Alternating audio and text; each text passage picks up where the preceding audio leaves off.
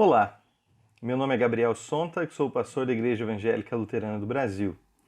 E você está prestes a assistir um vídeo chamado Ser Pastor na Pandemia, que faz parte de um projeto feito para o Facebook neste período de quarentena, onde são trazidos textos de pastores, teólogos e leigos do passado que enfrentaram dificuldades nos seus tempos e tiveram uma contribuição teológica sobre sofrimento e temas que envolvem esses períodos difíceis da humanidade. Nós trazemos para o bate-papo esses textos e começamos com o texto de Lutero. O texto de Lutero, 14 Consolações, que está neste livro. O volume 2 das obras selecionadas de Lutero está em português, um texto das 14 Consolações de 1520, em que Lutero endereça uma carta ao seu grande amigo Frederico da Saxônia. Esses primeiros vídeos que você vai assistir são relacionados a este texto, onde trazemos para um bate-papo o pensamento profundo de Lutero sobre o tema do sofrimento e como também Deus trata com o bem e o mal, Ele nos abençoa. Aproveite esse vídeo.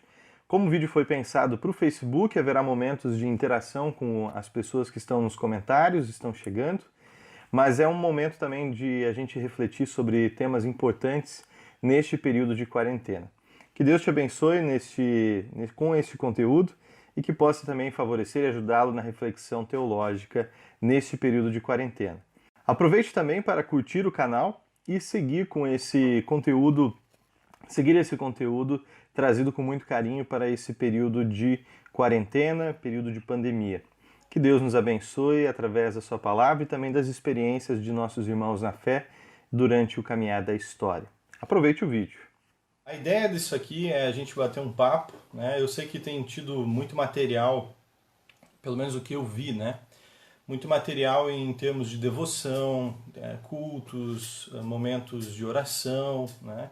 Isso tudo tem surgido bastante no meio da nossa igreja e de outras igrejas nesse período, né? E eu me senti assim, olhando para tudo que tem sido feito, a gente tem feito aqui em Campo Grande também, a necessidade de talvez fazer uma coisa como essa, um bate-papo e trazer talvez um conteúdo diferente, né? Um conteúdo que tem aí um peso teológico talvez um pouco maior, mas que fale para essa realidade também de uma forma de um bate-papo, né? Foi pensando nisso que eu fiz. Muitos de vocês me conhecem, né? Mas nessa live também a minha apresentação.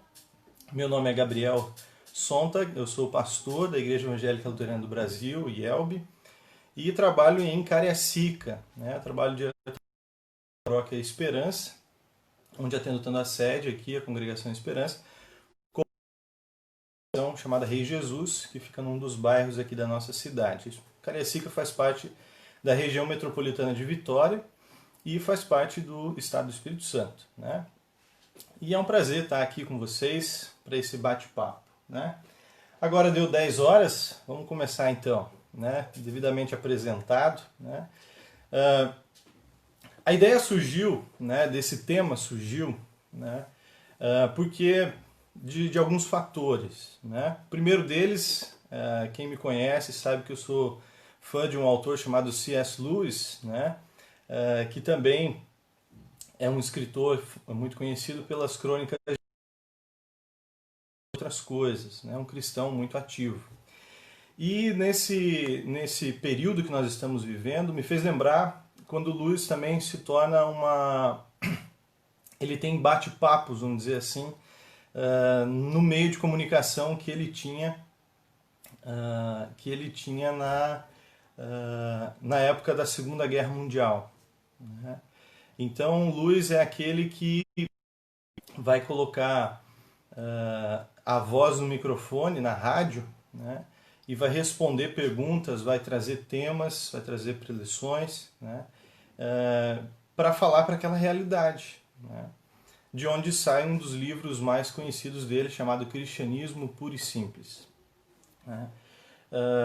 E olhando para ele, né, e vendo tudo que ele viveu, né, eu acho que isso aqui é uma forma interessante de a gente também conversar, né, conversar de temas um pouco mais difíceis, eu acho, alguns tópicos talvez mais difíceis, né, pelo menos tentar fazer um bate-papo nisso aí. né? Também uma das razões desse título, Ser Pastor na Pandemia, né, é porque tanto eu como todos os meus colegas e companheiros de ministério, pastores de outras igrejas, todos nós agora, devido a este fato, né, nos tornamos pastores num período de pandemia, né? Nós agora nos colocamos ao lado de outros pastores da história, né, que também viveram grandes pandemias ou epidemias, né? Então a gente caiu de paraquedas nessa nova realidade, e a ideia é conversar com esses autores que também viveram períodos aí de dificuldade na história, né? Então a razão dessa ideia é seguir por esse caminho, um caminho de bate-papo, né? Por isso fiquem à vontade de fazer perguntas, fazer comentários, tá? A ideia é justamente essa interação com vocês, tá legal? Aqui tem várias pessoas entraram, né? Legal ver vocês aí, pessoas muito queridas, né? Sejam muito bem-vindos, um prazer estar com vocês, né? Amigos aí do coração. E bom dia Lia, bom dia Ronei, bom dia William, colocou ali também, né, os comentários. Bom dia a todos, prazer estar aqui com vocês. Eu dei uma breve apresentação, né, do que a gente quer fazer aqui, né, e vamos lá seguindo esse bate-papo sobre ser pastor em pandemia. Eu gosto de começar tudo que eu faço e terminar tudo que eu faço com uma oração. Vamos começar com uma oração? Gracioso Deus e amado Pai Celestial, nós te louvamos, porque mesmo em tempos de restrição, Tu, ó Deus, nos abençoa com recursos para que nós possamos estar em contato, estar em conversa. Abençoa, Senhor, este momento de bate-papo, onde nós queremos, aproveitando este caminho que temos na internet, poder também bater papo sobre temas que estão em nossa mente nesses períodos de pandemia. Um período que nos faz questionar todas as coisas. Gracioso Deus, esteja conosco e derrama sobre nós o Teu Espírito Santo para que abra o nosso coração e a nossa mente, para que possamos ouvir a Tua Palavra, crescer no conhecimento da Tua Palavra e crescer também na comunhão. Em nome de Jesus, amém. Vamos lá? Começando, bom dia, mais algumas pessoas chegaram, né? Bom dia a todos vocês. Vocês devem ter visto na descrição do vídeo que o primeiro teólogo que eu convido aí para a gente fazer um bate-papo sobre ser pastor em pandemia ou na pandemia, né? Ninguém mais, ninguém menos que o Martinho Lutero, né? Martinho Lutero é um pastor, foi um pastor, um pregador, professor, né? E também o principal nome da Reforma Luterana, que aconteceu no século XVII, né? No século XVI, na Reforma Luterana, quando em 1517 inicia esse movimento com as. Ali nós temos um momento de mudança na história, e foi um período de mudança na história de diversos aspectos, né? Inclusive o aspecto de uma pandemia, né? Martinho Lutero vai viver aí, em parte da sua vida, um momento onde aconteceu a peste negra, né? Mas esse texto que eu estou trazendo, ele é bem do início da vida de Lutero, né? É de 1520. É um texto chamado 14 Consolações. É um Lutero jovem ainda, né? Sem 3 anos do início da Reforma. E também um Lutero trazendo assim uma palavra de consolo, né? Tá escrito no nome, né? Mas um consolo para uma pessoa muito especial, tá? Uma pessoa que foi importantíssima nesse período, né? Em toda a Reforma, que é o príncipe Frederico, o sábio, né? Deixa eu ver se eu tenho aqui o nome dele todinho, né? Ele chama ele ao ilustríssimo príncipe senhor Frederico, duque da Saxônia, arquimarechal e eleitor do Sacro Império Romano, né? Uma pessoa muito importante, né? Esse Frederico, né? Ele é uma pessoa que vai ter trazido aí uma grande relevância porque ele é um dos fundadores da Universidade de Wittenberg, né, onde Lutero é professor, né, e é alguém também que vai defender Lutero, né, em vários momentos no período da Reforma, né. Então ele é um dos responsáveis, talvez a gente poderia dizer, de a Reforma ter acontecido, ou pelo menos ele teve grande influência em todo esse período. É uma pessoa muito importante e muito querida para Lutero também, né? E esse Frederico ele está enfermo, está com uma enfermidade grave, né? E Lutero então vai escrever para ele um texto, esse texto que eu citei, chamado de 14 Consolações, né? Para Frederico o Sábio, como ele era conhecido, né? Lutero é muito jovem, muito quente no seu debate ainda, né? E Lutero ele vai aproveitar essa carta, né, para também dar um testemunho e corrigir, talvez, vamos dizer assim, algumas coisas da fé de Frederico, né?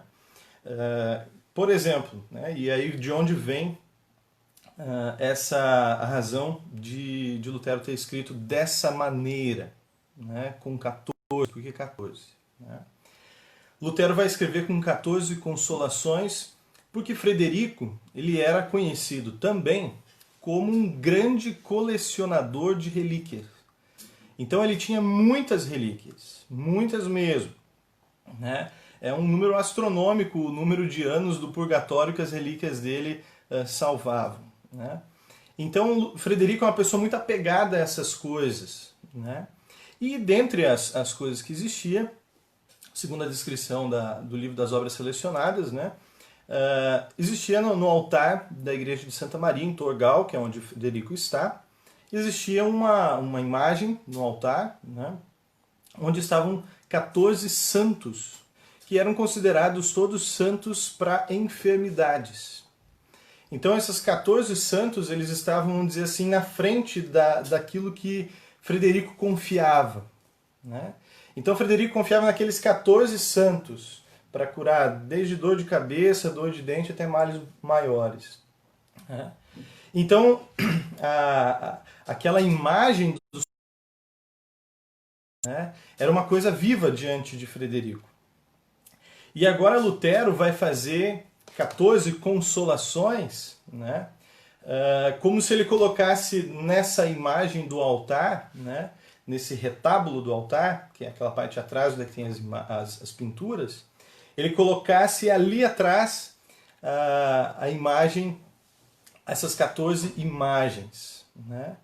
E a descrição é muito interessante, né? É como se ele devagarzinho colocasse para Frederico, né, em vez de eu vou transpor, né, eu vou tirar de mim a dor e pôr para o santo, ele começa a trazer uma imagem de Deus e da realidade do sofrimento para Frederico, né? A imagem do sofrimento é colocada nesse texto das 14 Consolações por Lutero de uma forma magistral, né? Então ele coloca, vamos dizer assim, a realidade de uma vida que também tem sofrimento com Deus.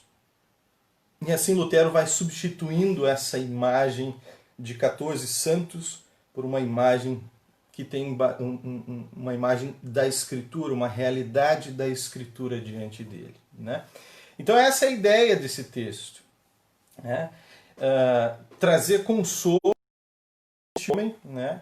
Para esse príncipe que está enfermo, né? Bom dia aí a todos que entraram, eu vi que entraram mais algumas pessoas, né? Bom dia para vocês, prazer ter todos aí, alguns comentários, né? Deixa eu ver aqui. Aqui no meu computador ele vai um pouquinho mais devagar, né? Aqui tem alguns, né? Marlene, um abraço. Duas Marlenes, né? Bom dia para vocês. Gente, a gente está batendo um papo aqui sobre ser pastor na pandemia. Estou trazendo para vocês uma breve apresentação de um texto muito consolador de Lutero. Não é num período de pandemia ainda. A uma pessoa enferma, gravemente enferma, querida do seu coração, que é Frederico Sábio, uma pessoa importante no tempo da Reforma. E Lutero agora então está, resumindo assim, né? Lutero está querendo apresentar para Frederico, ao invés daqueles 14 santos que ele acreditava, né, aquelas 14 imagens de santos que traziam curas para diversos tipos de doenças, e agora Lutero coloca diante dele 14 imagens divinas falando de uma realidade bíblica. Né? Então é uma imagem muito bacana isso que vai aparecer aqui. Tá? Junto disso, eu quero também expor o seguinte: Lutero vai fazer 14 imagens, porém essas 14 imagens, e é a forma como eu quero fazer esse trabalho com vocês, essas 14 imagens elas vão estar, vamos dizer assim, 7 e 7, uma de frente para a outra, ou como se fosse um espelho. Né? Porém esse espelho mostra dois paradoxos, mostra um paradoxo, mostra dois lados de uma imagem, vamos dizer assim. Né? Por exemplo, a primeira imagem, que vai ser a próxima live, eu já tenho outras coisas para falar também, mas a primeira imagem vai ser, primeiro, o mal dentro de mim. Né? Essa é a primeira imagem, essas são as 7 primeiras imagens. De um lado, elas vão falar dos males, né? Tudo que é de mal, o mal dentro de mim, o mal acima de mim, ao lado, ao outro lado, embaixo e em cima. Né? Todas as posições ao redor de um ser humano. Né? E na frente as imagens boas, os bens. Né? Vai estar ali a imagem, o bem dentro de mim, o bem acima de mim, do meu lado, do outro lado, embaixo e atrás e na frente. Né? Então essas são as imagens, elas vão ser um paradoxo. Né? E para que a gente perceba esse lado, vamos dizer assim, de trevas e luz, eu vou trazer, cada live eu vou trazer 2 imagens. Né? É um texto denso de Lutero, apesar de curto, às vezes os textos curtos são muito densos. Né? Lutero vai trazer um texto muito denso com essas 14 consolações. Cada gota de palavras aqui, ela tem um efeito poderoso, vamos dizer assim. Né? Por isso que vale a pena destilar isso aqui em pequenas porções, fracionar isso em vários momentos, até para vocês poderem também ter uma absorção melhor. Né? Então essa é mais ou menos a apresentação desse texto de Lutero. Tá? E Lutero é uma pessoa muito preocupada com o sofrimento. Se a gente for lembrar um pouquinho do tempo de Lutero, né, a morte era uma coisa muito visível para ele, né, para todos. Né? Hoje a gente vive um certo conforto com a morte, né, porque a morte se tornou uma coisa um pouco distante da gente. Né? Até inclusive li um livro, ele está por aqui, né, Morte e Desenvolvimento Humano, é um livro de psicologia, e esse livro fala, né, exatamente dessa nossa realidade de hoje. A gente tem a morte muito distante da nossa realidade. Distante no sentido que a pessoa padece num hospital, ela morre num hospital, ela é velada fora de casa, né? O costume antigo, as pessoas eram veladas dentro de casa. Ou seja, a gente tem um distanciamento. Né? Ali também fala, né, do corpo embelezado, vamos dizer assim, arrumado. Né? Então, para tirar o aspecto de morte e deixar um aspecto de sono, de dormindo, né? Isso nos distancia um pouco da realidade da morte. Né? E quando nós estamos diante de uma pandemia que coloca agora a morte escrachada na nossa cara, né?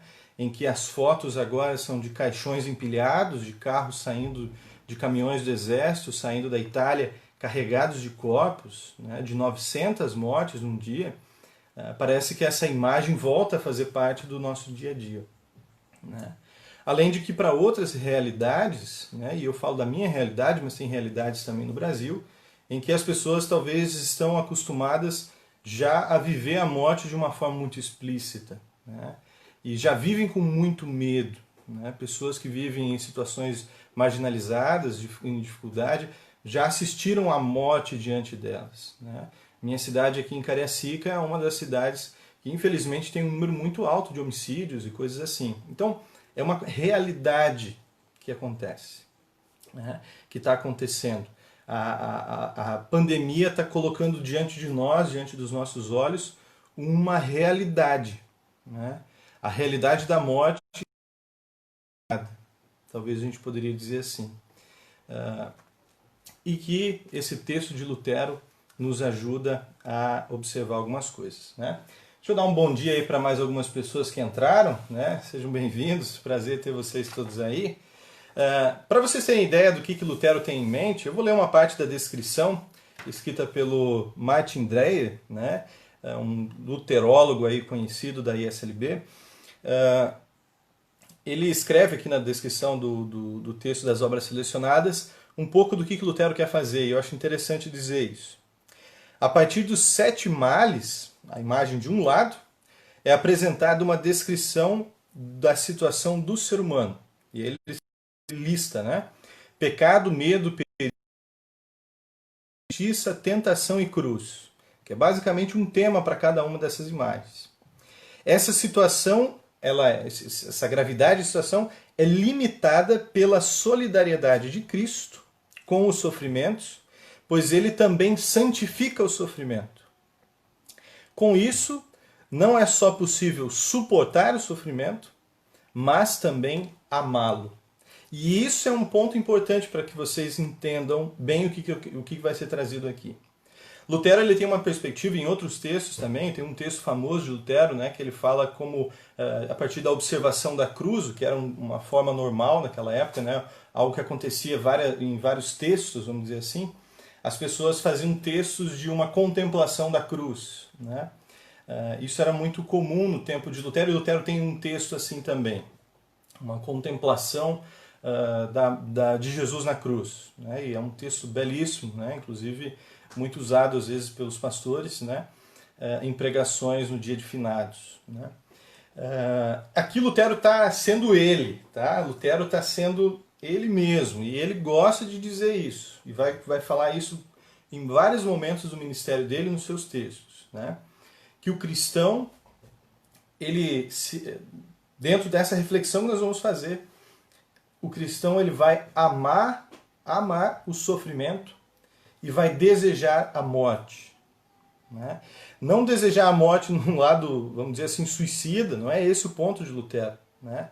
Mas ele vai mostrar a graça de Deus tão forte, tão presente na realidade da vida do cristão, e de uma forma tão graciosa, que a morte vai tomar um outro sentido, tá? Então isso vai estar presente nesses textos aqui, né? O apóstolo Paulo faz isso também, né? O apóstolo Paulo faz isso também. O apóstolo Paulo faz quando ele fala, por exemplo, em Filipenses, né? Acho que é 1:21, ele fala assim: para mim o viver é Cristo e o morrer é lucro. É esse desejo de morte que Lutero vai falar, amar a morte e amar também o sofrimento. Principalmente porque o sofrimento poderia ser, na concepção de pecado que nós temos aqui, o sofrimento que eu recebo ele é muito inferior ao que eu mereço. E é por isso que o sofrimento se torna uma bênção. Todo mundo bem até aqui? Ninguém fez nenhuma pergunta ainda, estou falando bastante. Se quiserem fazer algum comentário, alguma pergunta, fiquem à vontade, tá? Se alguma coisa não ficou clara também, pode falar aí também, a gente tenta melhorar. Beleza? Mas vamos seguindo, né? Se vocês estão bem, eu estou bem também. Um bom dia aí para todos que chegaram agora recentemente, né? Essa é uma breve apresentação de tudo que a gente quer fazer por aqui, o que vai envolver as 14 consolações, e eu vou agora partir para uma segunda parte, que é apresentar para vocês a carta de Lutero, né, ao ilustríssimo príncipe e senhor Frederico da Saxônia, tá? O Frederico Sábio, amigão de Lutero, pessoa importante na vida de Lutero, importante na reforma. Podemos continuar? Vamos lá então. Elisângela está ótimo, beleza então, valeu. Vamos continuar. Lutero então agora vai escrever sua carta ao seu amigo, né? Lutero vai escrever ele vai visitar com um texto, né? E esse texto de Lutero teve várias edições, né? Várias reedições, várias para o alemão, várias para o latim, né? E inclusive essa que foi traduzida aqui, Lutero explica que a vontade dele era reeditar alguma parte do texto Lutero vamos dizer assim, ele não é que se arrepende, o amadurecimento de Lutero às vezes faria ele argumentar de uma outra forma. Ele mesmo menciona isso em outros textos. Porém, ele mantém, diz ele assim, eu seguro a minha vontade, né? E Lutero vai escrever então essa carta ao príncipe senhor Frederico. Na carta e no prefácio a gente já tem conteúdo teológico, então fiquem atentos aí, a gente vai fazer algumas ponderações quanto a isso aí. Beleza? Então vamos lá, deixa eu ver o que eu tenho anotado aqui. Né? Vamos lá, prefácio, né? A carta e o prefácio. Né? A carta de Lutero começa, né, falando ao Frederico, né, de um mandamento. Ele começa falando de um mandamento. Né? Ele diz assim, eu vou ler, já que vocês não têm o texto, né, não é longo, é bem curtinho. Nosso Senhor e Salvador Jesus deixou um mandamento que diz respeito a todos os cristãos de igual modo. Devemos prestar serviços humanitários, ou melhor, como os denomina a Escritura, obras de misericórdia aos aflitos e às vítimas de calamidade. Que visitemos os que estão prostrados por doença, que nos esforcemos para pôr em liberdade os presos e prestemos ao próximo outros serviços deste tipo, pelos quais os males do presente sejam um pouco aliviados. E aqui eu quero fazer a primeira pausa. Né? Lutero está escrevendo para um amigo doente, e a primeira coisa que ele lembra, né, é que ele faz essa visita em carta, porque ele vê nisso, nesse ato, um mandamento divino. Ele vê nesse ato de ajudar o próximo, de exercer obras de misericórdia, como ele coloca aqui, como um mandamento divino. Lutero é impulsionado no primeiro momento por isso. Pelo menos é isso que ele coloca aqui. Né? E uma frase dele que me chama muito a atenção, né? Desse tipo, pelos quais os males do presente sejam um pouco aliviados. Né? Aliviar os males do presente. Né? Esse é um mandamento que vai além desse período de pandemia. Né? Talvez fale até da própria natureza e o propósito da igreja, né? Dos cristãos ou das pessoas em geral. Né? Infelizmente, é uma realidade, né, que muitas vezes os próprios cristãos, né, são muito lentos em fazer obras de misericórdia no sentido de realmente aliviar dores. Né? Na nossa congregação aqui, a gente tem um trabalho social, por exemplo, né, com o pastor Danilo Farr, ele também é pastor e capelão da ALAS, que é a Associação Luterana de Assistência Social, né, onde é que tem a Casa Bom Samaritano, que recebe pessoas que são aí acompanhantes em hospitais. Né, e ali parece uma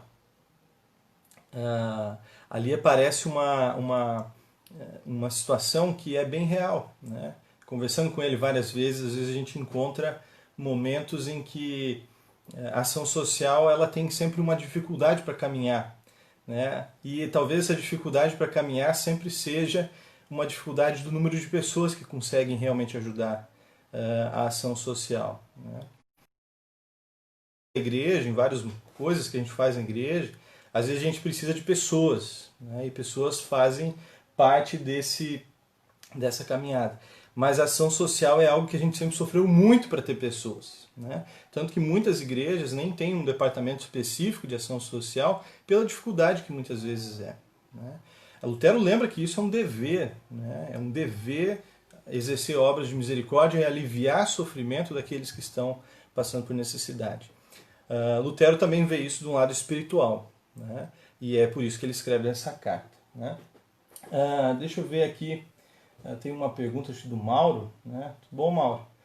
Pastor, na tua opinião, baseado em tudo que o senhor disse, o que a Bíblia pensa a respeito dos médicos da Itália, por exemplo, que devido à superlotação dos hospitais, estão tendo que e quem vive?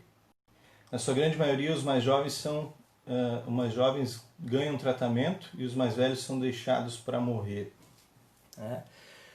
É um tema interessante. Né? aquela medida que eles estão adotando lá não é uma medida comum, né? Eu acho que é bom deixar isso claro. É uma medida de guerra, né? Uma medida de guerra, por exemplo, numa guerra você dá atendimento aos que têm, faz uma avaliação rápida e vê quem vai viver, quem vai morrer, né? Se você voltar na história e ver relatos da Segunda Guerra, por exemplo, você vai ver ali guerras também, né? Em que a pessoa não tem uma possível condição de recuperação, ela é deixada literalmente para morrer, né? Então só se resgatava, às vezes, do campo de batalha, você não tinha tempo para resgatar todos, né? Nem recursos para cuidar dos mais graves, então se recolhiam os que têm maior possibilidade de sobrevivência, uma medida de guerra, né?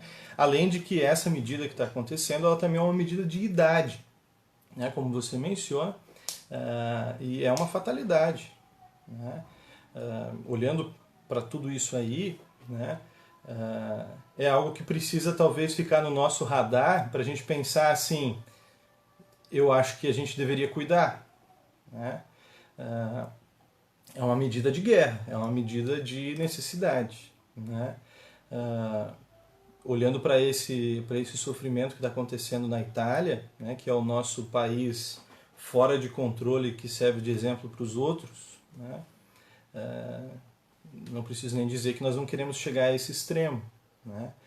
Eu garanto que eles lá não fazem isso com gosto, tanto que eu já vi relatos de médicos apavorados, desesperados de deixar pessoas idosas fora do atendimento que deveria ter. Mas é isso que acontece quando um sistema entra em colapso, né? Você precisa tomar decisões que não são bonitas, né? Visando um mal menor, visando, acho que a ideia deles é baseada nessa decisão ética, né? Quando se fala de ética, às vezes você não tem uma escolha boa e uma ruim para tomar, porque daí era fácil você escolher a boa. Às vezes você está decidindo entre duas opções péssimas, né?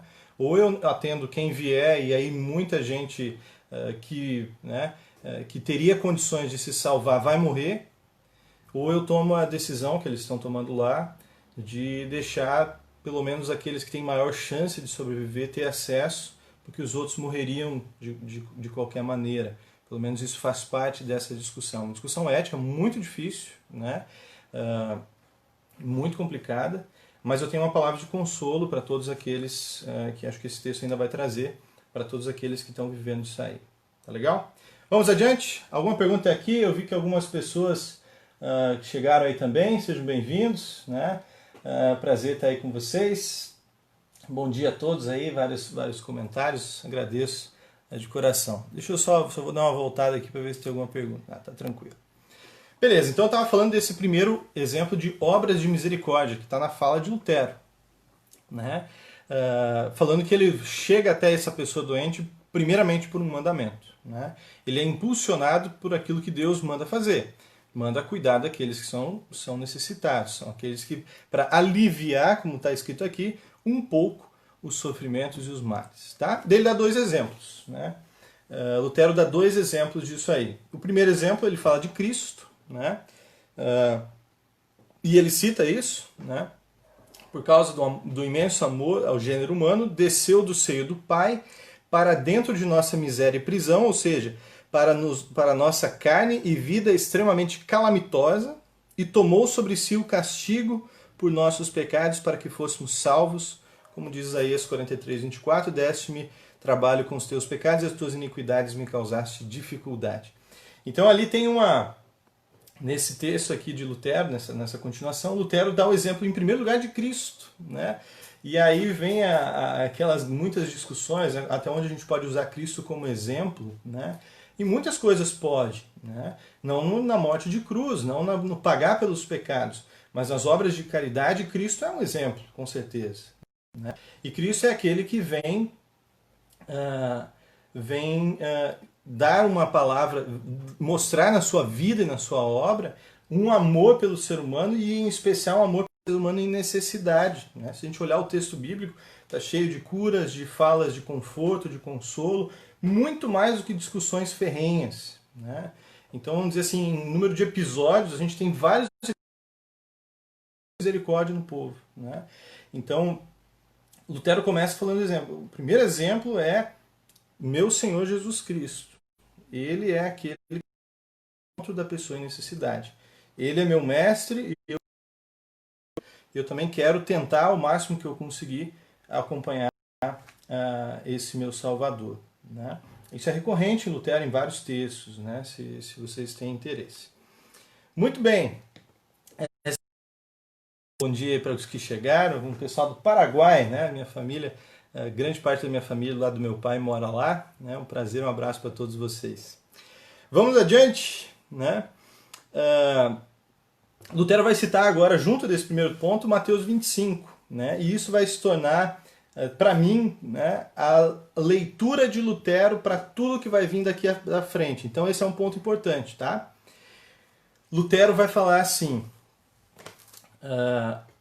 ele vai primeiro dizer daquilo que é Mateus 25, para quem não lembra, Mateus 25 é quando existe a separação entre as ovelhas e os bodes, né? Do lado direito e esquerdo, e Jesus vai falar, para um lado ele diz, vocês não cuidaram de mim, eles vão perguntar quando, e quando eu estava nu, quando eu estava com fome, quando eu estava doente, quando eu estava preso, vocês não cuidaram de mim.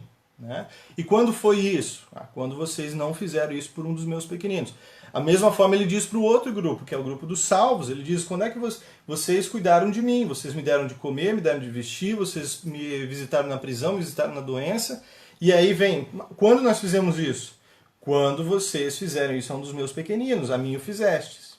E essa é a lente com que Lutero olha para Frederico doente. E talvez seja um convite a nós olharmos para o mundo ao nosso redor. Esse é um olhar de misericórdia. Olhar no próximo, Cristo ali sofrendo com ele. Né? E olha só como é que Lutero coloca isso, é lindo de ver. Né? Assim, ilustríssimo príncipe, quando vi Vossa Alteza oprimido por grave enfermidade, e que, ao mesmo tempo, Cristo está doente em vós, pensei que fosse meu dever visitar Vossa Alteza com algum escrito. Não posso fazer de conta que não esteja ouvindo a voz de Cristo clamando do corpo e da carne de Vossa Alteza, dizendo: eis-me aqui doente. Tais males como a doença e outros, quem os sofre não somos nós os cristãos, mas o próprio Cristo, Senhor e Salvador nosso, no qual vivemos, como Cristo claramente nos testifica no Evangelho. Ele vai citar Mateus 25 de novo. Olhem o que Lutero está falando aqui, baseado em Mateus 25. Né? E baseado nisso que ele vem falando. Ele olha para Frederico e diz, não consigo deixar de ver em você, Frederico, Cristo dizendo, estou aqui doente. Né? E olha essa imagem. Né? Ele olha para Frederico doente, ele vê o próprio Cristo. Né? Dizendo, como disse no texto de Mateus 25, eis-me aqui com os pequeninos, com os que sofrem, com os meus coitadinhos, os meus sofredores, os meus, sabe, aquela minha família. Então ali está Cristo para Lutero. E mais do que isso, né? Além de dizer, eis-me aqui doente, né? Quem sofre não somos nós os cristãos, mas Cristo em nós. E aí Lutero coloca Cristo junto conosco no sofrimento, não só como alguém que acompanha o leito, sabe? Não, Cristo, essa semana eu fiz uma devoção nos áudios aqui de Campo Grande, falando da presença do anjo do Senhor que se acampa ao redor dos seus filhos e os salva, os livra. Né? Aqui é mais do que isso. Não é só alguém que está sentado do lado, como um pai sentado do lado do filho doente, que ali zela por ele, olha por ele, mas ele é ali, junto com a pessoa, sofrendo a dor junto e tornando ela possível de ser suportada. Olha o tamanho do relacionamento que Lutero está colocando a vida cristã e Cristo. Né? Frederico, você, quando olha para mim, eu vejo Cristo junto contigo sofrendo. Esse é o peso teológico que está aqui. E é isso que nós podemos olhar para essas pessoas que estão sofrendo de coronavírus nesse momento, por exemplo. São pessoas em que nós olhamos nos olhos e não são pessoas que vão ser cremadas num caminhão do exército. São pessoas a quem Cristo derramou o seu amor, são pessoas com quem Cristo sofre junto. A dor física, a dor do sofrimento, ele sofre também por nós, para que nós possamos resistir. Essa imagem é muito poderosa, eu diria assim, né? É uma imagem extremamente consoladora, né? Que quando eu deito num leito de uma cama, de um hospital, de uma UTI, se eu deito com tristeza, com dor, aquela dor Cristo sente junto comigo. E é por isso que eu posso também suportá-la, né? É isso que está junto aqui desse texto, né? E serve também para os nossos olhos de misericórdia, né? Que para mim hoje é o que mais falta nesse mundo. E talvez sempre faltou, né? As pessoas não olham uns para os outros com misericórdia. As pessoas têm muita dificuldade de olhar uns para os outros com misericórdia, né? Isso é triste, né? As pessoas hoje em dia têm um olhar muito de ódio, né? Quando se fala em sofrimento, eu citei isso antes nessa live, quando a gente fala de sofrimento em situações de periferia, por exemplo, não tem pessoas que olham, não com olhos de misericórdia, mas com olhos de merecimento, porque eles merecem aquilo que têm. Lutero está convidando você, nós todos, né, a olhar para o sofrimento humano e dizer: eu devia estar lá também. Eu mereço tanto quanto quem está sofrendo. Se eu não estou sofrendo, eu preciso agradecer a Deus em primeiro lugar. Não porque eu, mas por misericórdia. E mais ainda, mesmo aqueles que sofrem, Cristo entrega ali sua misericórdia, né? Isso vai estar muito explícito nas primeiras imagens. Eu peço que quem gostou, quem quer participar, também participe da próxima, né? Na próxima live, né? Alguma pergunta até aqui? Eu vi que tem uns 20 guerreiros aí que estão continuando, aparece aqui um pouquinho enquanto estão participando, né? Eu sei que é um tema difícil, é um tema denso, né? Se tem alguma coisa que está ficando fora do ar aí, a gente também pode ajudar, posso explicar, né? Um oi para todos que chegaram aí, uns estão chegando agora, depois vocês podem voltar, a live vai ficar disponível na minha página, vocês podem voltar lá e também ver, né? Olhar o vídeo todo, beleza? Vamos adiante, tem mais um último ponto e aí eu libero vocês, né? A gente está chegando aí quase em torno de 40 minutos, né? Não quero chegar muito mais longe que isso. Vem então o prefácio da carta, né? Daí Lutero, nessa primeira carta aqui, vai explicar aquilo que eu expliquei no início, né? Que é de onde as pessoas foi feita essa introdução pelo Martin Dreyer. Vai falar um pouquinho das imagens, como é que elas funcionam e tudo mais, tá? Tem um pequeno prefácio, e aqui tem um ponto que eu quero usar para também encerrar, né? Que é o terceiro ponto principal que eu estou trazendo aqui. Então, primeiro foi Lutero falando das obras de misericórdia, que nós devemos fazê-las. Segundo, baseado em Mateus 25, que Deus é um Deus presente no sofrimento, né? E agora, por fim, também, um terceiro ponto que Lutero vai fazer, que vai dar agora a imagem. As imagens, vai dar um esqueleto para elas de onde ele está tirando isso, tá? Aqui ele começa dizendo assim, primeiro da consolação, né? O prefácio de Lutero para o texto das 14 Consolações começa dizendo assim, querendo definir a consolação dos cristãos, o apóstolo Paulo diz em Romanos 15, irmãos, tudo o que foi escrito o foi para o nosso ensino, para que, por meio da paciência e da consolação das Escrituras, tenhamos esperança. Neste versículo ele ensina abertamente que nossa consolação deve ser buscada nas Sagradas Escrituras. Tá? Antes de entrar no outro ponto que eu acabei de mencionar, isso aqui é importante. Tá? Na perspectiva de Lutero, se você está buscando esperança e consolo, isso não é buscado em outro lugar que não seja na Escritura. E aí nós temos vários salmos que fazem muita parte da história da interpretação de Lutero. A gente tem os salmos dizendo em diversos momentos, Bobagem o homem confiar no homem. Bobagem o homem depositar a esperança dele em outro ser humano. Porque o ser humano é falho, porque o ser humano é pecador, mas é feliz aquele que confia em Deus, o Senhor. É isso que está aqui. Né? O nosso país hoje vive uma crise de onde confiar, onde botar esperança. Né? Se colocam esperanças em uma pessoa, em outra pessoa, em lideranças do governo, se coloca grandes esperanças ali. Né? E se esquece que ali está a recomendação do texto bíblico que diz, cuidado na confiança. Né? Também o texto bíblico diz, cuidado, o poder corrompe. Né? Então, cuidado com esse mundo onde você está depositando a sua confiança. Né? Não é ali que deve estar a confiança deve estar na Escritura. É na Escritura que está a nossa esperança. Né? Mesmo em dias de aflição. Né? Então Lutero é muito decisivo nisso. E Lutero diz isso também para o príncipe, que está com todos os santos diante dele, que não são bíblicos, muitos santos são pessoas conhecidas da história da igreja, mas que se tornaram santos, né, dentro da história. Mas Lutero está dizendo para ele, nada disso, nessas centenas, milhares de relíquias que o Frederico tem, ele diz, nada disso ali serve para te dar esperança. O que é para te dar esperança é o texto bíblico. E o texto bíblico diz, e o texto bíblico ensina, o texto bíblico testemunha de Cristo. E é em Cristo que Lutero vai basear tudo que vem agora. Tá? E aí vem então a origem das imagens do bem e do mal, né, que ele vai trazer aqui dos bens e dos maus, baseado num texto de Eclesiástico.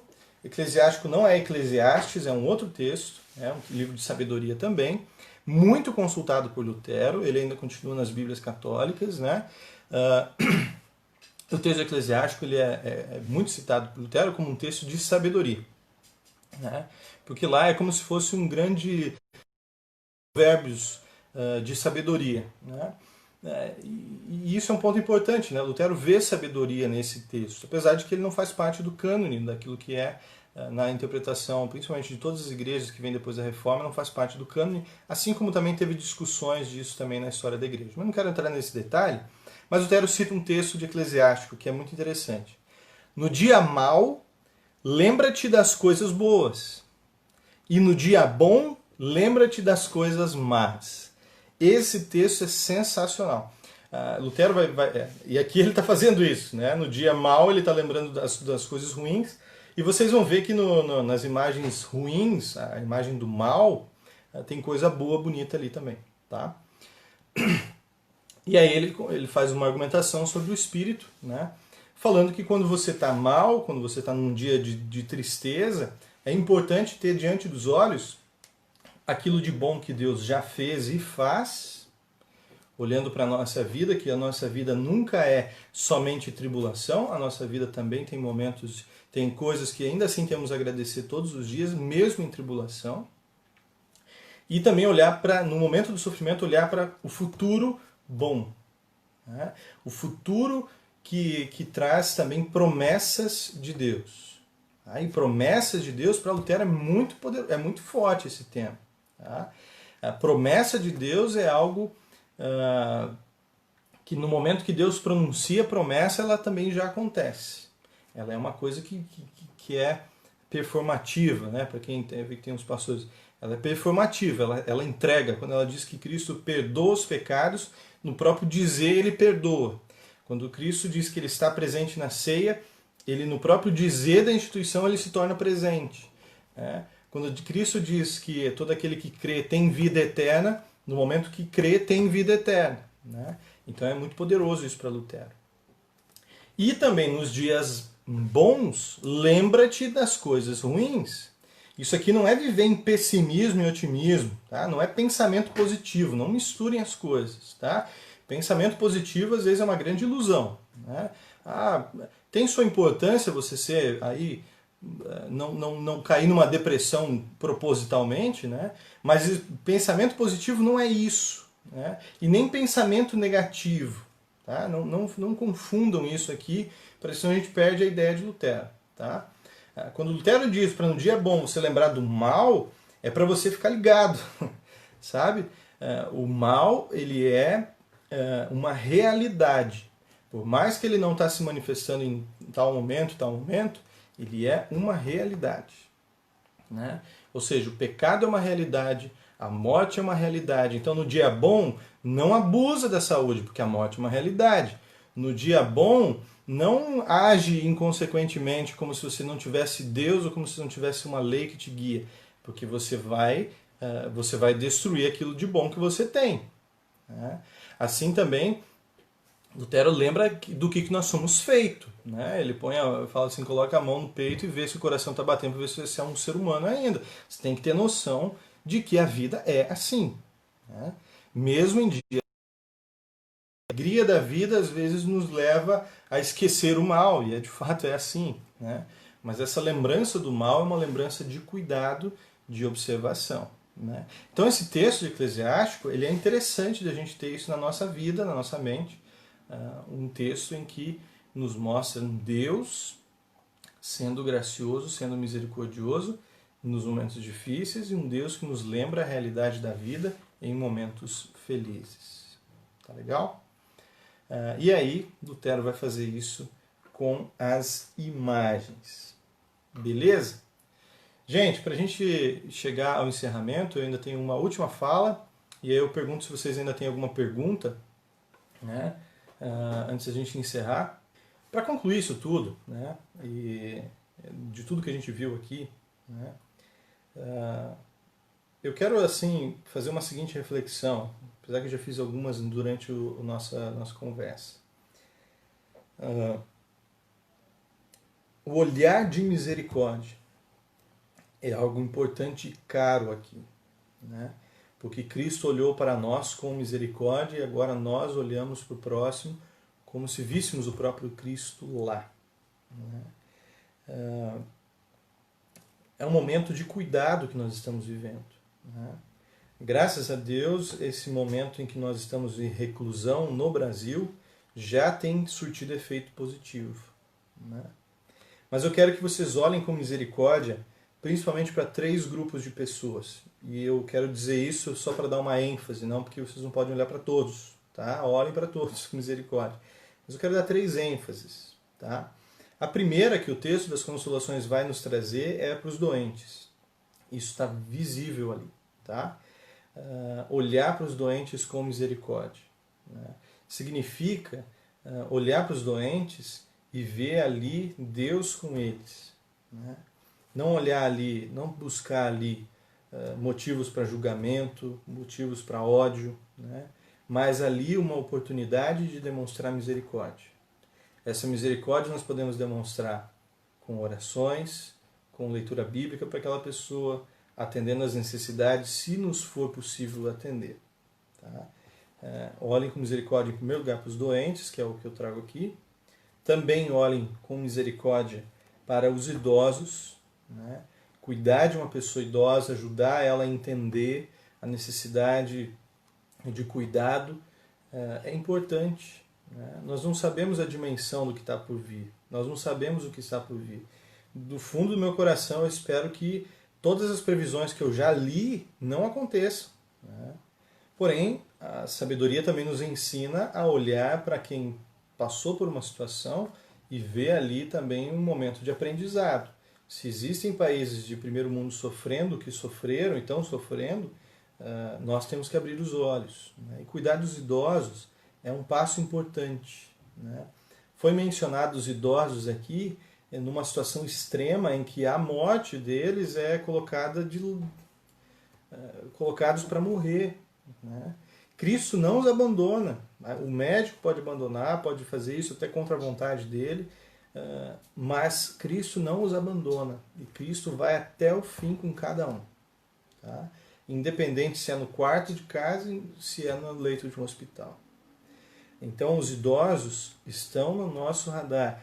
A gente tem uma cultura no Brasil, infelizmente, de pouca valorização para os idosos. Né? E aí eu vi comentários também, eu estou bem, eu vou sair. Né? Eu não me preocupo. Né? Um dia nós queremos ser velhos, um dia nós queremos ser idosos, não por uma vontade, mas pelo que é o natural das coisas. Né? Cuidar dos idosos é cuidar de si mesmo. né? Um dia nós queremos ser idosos, porque ninguém está querendo morrer agora. Encaramos a vida de uma outra forma, né? Como Lutero vai nos mostrar. Mas chegar à idade dos idosos é também no texto bíblico uma bênção, né? De ver os filhos dos filhos, ou seja, ver os netos, ter bisnetos alguns têm, isso é uma bênção, né? Então, ter respeito e cuidado pelos idosos nesse momento é crucial, né? E por último, olhem com misericórdia para as pessoas pobres e marginalizadas da nossa sociedade, né? E aí, hoje em dia é tudo muito político, né? Tudo que a gente fala tem um teor político. Esse teor que eu estou trazendo aqui é totalmente teológico e misericordioso daquilo que Deus traz, né? Para muitos de nós, e para mim é assim, a nossa quarentena está dentro de uma casa confortável, com acesso à água, saneamento básico, alimentos, dificuldades com certeza, né, por causa do corona, e talvez algumas dificuldades financeiras ainda vão acontecer, mas tem pessoas que vivem dificuldades financeiras todos os dias desde que nasceram, né? Eu li um livro essa semana, né, até recomendo aqui, estou com ele aqui do lado, terminei ontem, Convulsão Protestante, né, de um pastor que faz um trabalho numa ONG no Rio de Janeiro, alguns aí leram, eu acho, chamado Convulsão Protestante, né? E ele fala ele trabalha em favelas, né? E ele conta realidades que são inimagináveis para muitos de nós, né? Eu até mencionei isso esses dias. Eu vi uma reportagem essa semana com 14 pessoas dentro de uma casa de 3 cômodos, lidando com o isolamento social de uma quarentena, né? A gente às vezes fica irritado dentro de casa, imagina essa situação, né? Uma casa pequena. Então, assim, olhem para essas pessoas também com amor e misericórdia, né? Se você talvez conhece alguém e tem disponibilidade de perguntar se existe alguma necessidade por lá, se existe alguma forma de ajudar, às vezes você doando um sabonete, você está ajudando uma família, né? Às vezes você doando um pacote de arroz, você ajuda a amenizar o sofrimento, amenizar os males, aliviar dores. É isso que Lutero está trazendo, né? E Jesus lembra, né? Os pobres, os necessitados sempre estarão no meio de nós. Que sirva isso também como uma forma de a gente olhar misericordiosamente para pessoas em necessidade. São os 3 grupos que eu menciono. Queridos amigos, Deus abençoe a cada um de vocês. A gente se encontra por aqui. Eu vou divulgando aí as próximas lives, né, desse material riquíssimo de Lutero. E se preparem, se a gente for terminar isso aqui de Lutero, a gente continua aí com outros autores, Dietrich Bonhoeffer, que faz parte da Segunda Guerra, tem C.S. Lewis também, tem outros teólogos que fizeram parte de momentos de pandemia, né, relatos de pastores. Eu vou trazendo isso aí para vocês, para a gente ter um conteúdo aí bem bacana e de uma profundidade legal para a gente ter aí recursos, para a gente meditar, para a gente pensar na nossa vida diária. Valeu, gente. Deus abençoe cada um de vocês e a gente se encontra por aí. Forte abraço.